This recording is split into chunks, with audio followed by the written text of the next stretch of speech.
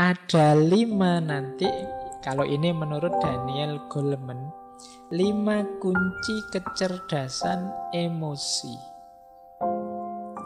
Jadi orang yang cerdas secara emosi itu cirinya 5. Yang pertama apa? Self-awareness, kesadaran diri. Mampu mengenali dirinya, mengenali emosinya, dorongan jiwanya, dan juga efeknya.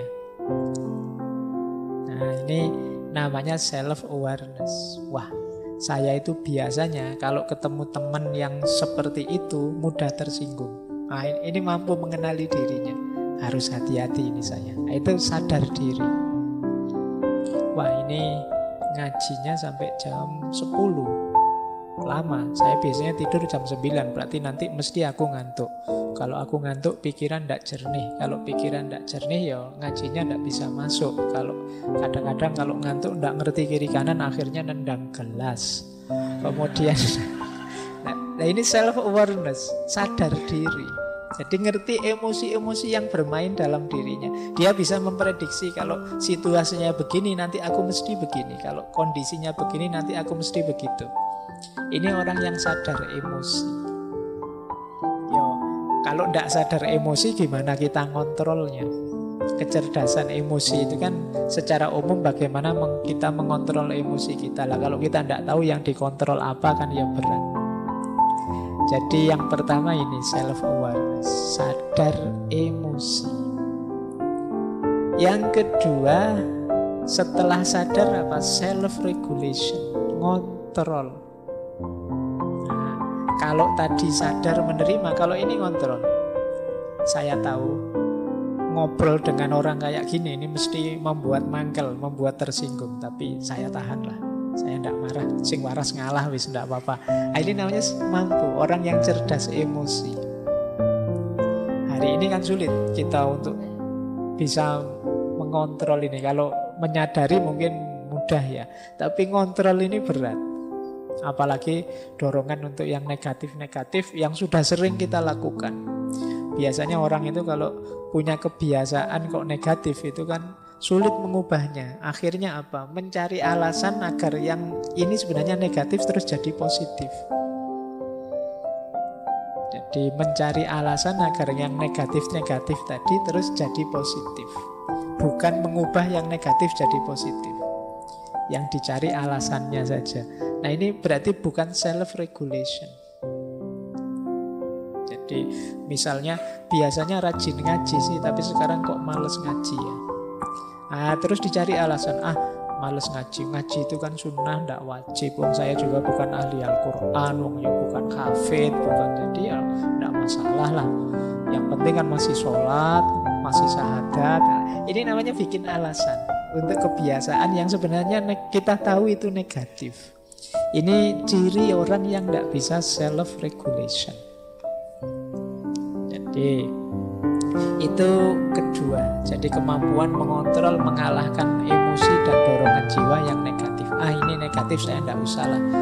Misalnya buka HP kok isinya begitu-begitu ya, ada gambar-gambar, ada video. Ini negatif, aku tidak usah lah. Jadi bukan malah, wah ini saya tidak sengaja loh ya, buka-buka sendiri loh, ini tidak begitu. Yang tidak sengaja kan tidak ada dosanya, salahnya sendiri yang upload. Ini bukan, ya enggak, itu namanya cari alasan. Kalau sudah tahu buruk ya kita tahan diri. Nah ini namanya kemampuan emosi. Jadi kecerdasan emosi untuk melakukan self-regulation. Yang ketiga motivation. Motivation ya melakukan sesuatu dari dalam, bukan karena dorongan atau pamrih dari luar. Saya mau sih Pak rajin, asal imbalannya apa? Kalau masih ada asal imbalannya apa, berarti belum motivation, belum termotivasi, masih berpamrih. Jadi orang yang cerdas secara emosi, seperti saya jelaskan tadi, dia bisa memotivasi dirinya, tidak menunggu dimotivasi orang. Kan sering ada teman-teman mahasiswa itu ketemu saya, gimana ya Pak caranya biar saya rajin membaca? Gimana ya Pak caranya biar saya tekun kalau nulis gimana? Ini sebenarnya hubungannya dengan memotivasi diri. Loh kalau kamu tahu itu baik, itu manfaat, mbok sudah dirimu agak dipres sedikit, agak dipaksa sedikit untuk melakukan itu. Itu namanya motivasi, motivation. Jadi ini penting. Karena kadang-kadang untuk sesuatu yang free kita keluar high cost. Sesuatu yang sebenarnya bisa kita hidupkan langsung, kita perlu pendorong yang mahal untuk diri kita. Ini yang ketiga. Yang keempat, empati. Orang yang cerdas secara emosional itu daya empatiknya tinggi. Empati itu kalau dalam bahasa Inggris kadang pakai istilah transposisi. Kemampuan kita berposisi di depan orang lain. Misalnya saya melihat teman-teman yang ngaji di sana, wah seandainya saya teman-teman mahasiswa yang ngaji dalam waktu 2 jam melotot ke sini terus, dalam itu mesti capek ya mesti. Kalian juga begitu. Wah aku kalau di posisinya Pak Faiz itu 2 jam ngomong terus oh itu apa ya? Ini namanya empatik namanya. Gitu loh. Jadi kemampuan kita memposisikan diri di posisi orang lain. Seandainya aku seperti dia yang sedang sayang-sayangnya kok terus ditinggal, mestinya ya sedih hatiku mestinya. Nah, ini namanya kemampuan empatik.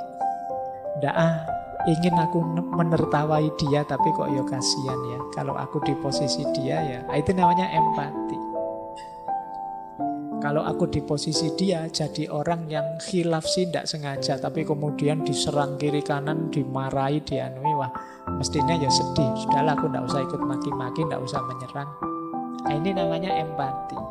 Jadi kemampuan memposisikan diri di posisi orang lain. Ini akan jadi kunci nanti dalam hubungan sosial. Yang kelima, social skill. Social skill ini kemampuan menata hubungan, membangun jaringan dengan orang lain. Jadi orang yang mudah bergaul, enak bergaul, gampang diterima di mana-mana, itu namanya social skill. Ini ciri dari kecerdasan emosi. Orang yang cerdas emosi itu kan luwes seperti tadi, jadi bisa masuk kemana-mana, diterima di mana-mana. Nah, ini namanya kemampuan social skill.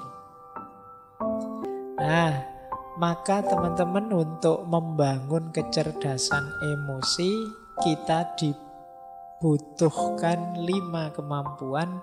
Yang pertama self-awareness, yang kedua self-regulation, yang ketiga motivation, yang keempat empati, yang kelima social skill.